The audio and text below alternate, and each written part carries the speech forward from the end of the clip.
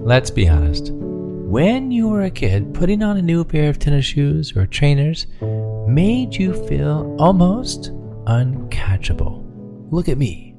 Look how fast I am. We, and I'm including myself here, felt empowered by the sleek design of nylon, synthetic rubber, and plastic. We were convinced we could outrace a cheetah, and maybe so. Well, maybe not a real cheetah, but maybe, just maybe, we were a little quicker, even if it was more of the thinking that we could outrace one. But as an avid runner myself, I will say shoes, they can make a significant difference. The comfort, the stride, the weight, the cool colors, so on and so forth. But as fast as my Pumas in 5th grade were, I would be hard-pressed to fit in them today, even if I were being chased by a cheetah. That was 35 years ago. Needless to say, those shoes, well, they don't fit anymore. They were great back then, but today, I'd be lucky to get a few toes inside. Change. Things change. Our feet change, we change, our shoes change. And whether we want them to or not, my needs when I was a 10-year-old are drastically different than what my needs are now. But we change.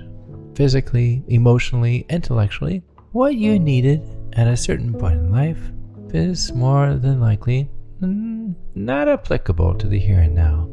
And that's a good thing. It's a great thing. It means you've grown. You've learned some things, not only about circumstances in life and getting through them, but you've learned some things about yourself as well. Sometimes change is hard. Sometimes change can't happen soon enough. Some changes are easy to accept, while of course others not so much, if at all.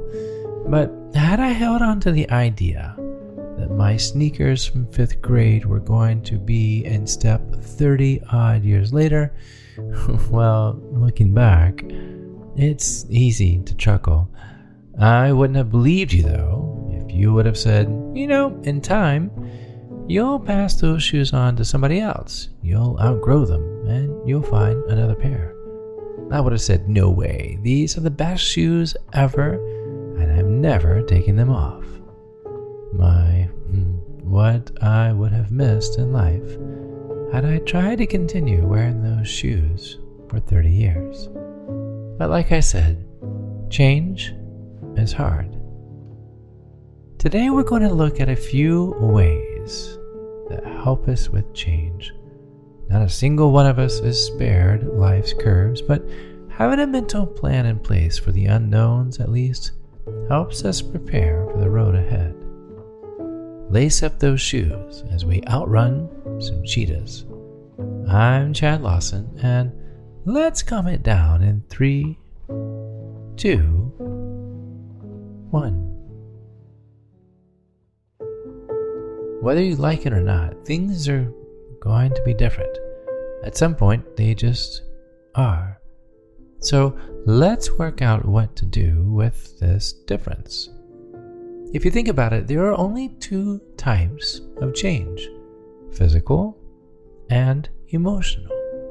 The physical being something you experience in real life, like moving to a new city, or meeting someone new, or eating a chocolate chip cookie.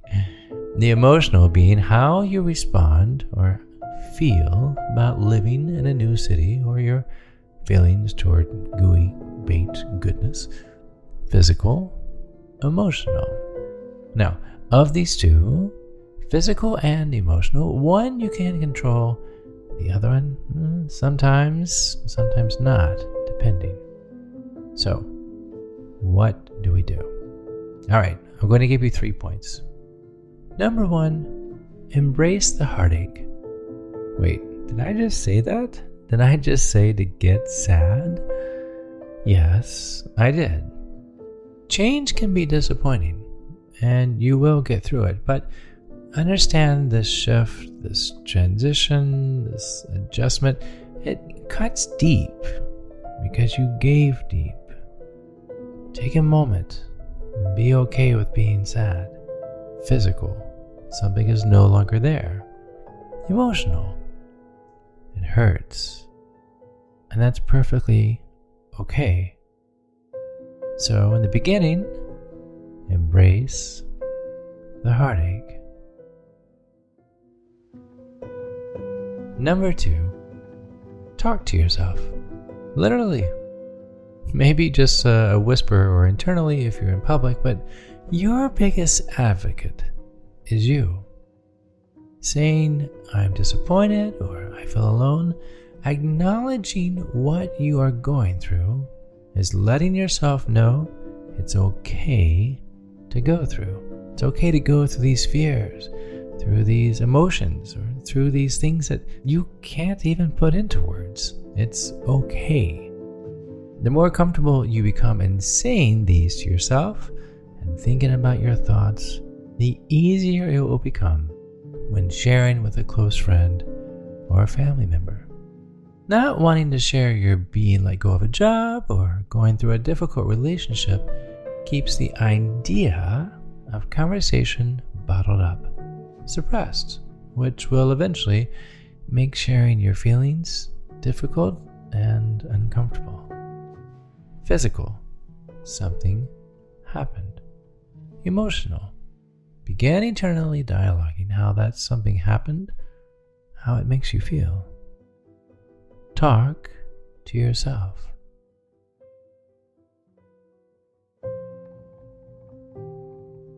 Number 3, put on the shoes.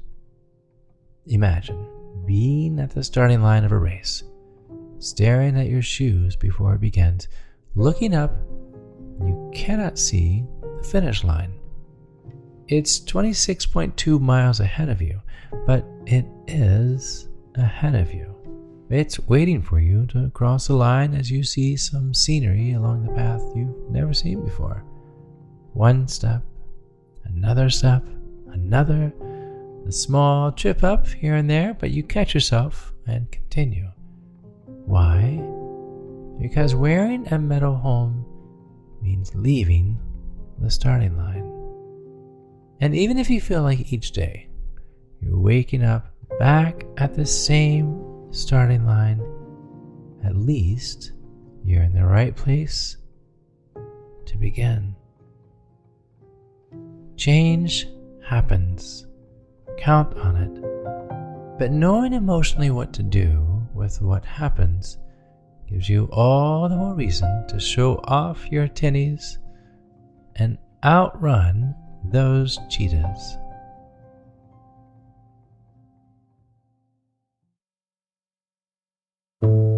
To find more episodes of Calm It Down, hear the musical playlist from today's episode, or simply wanting to know where to send chocolate chip cookies, visit calmitdownpodcast.com.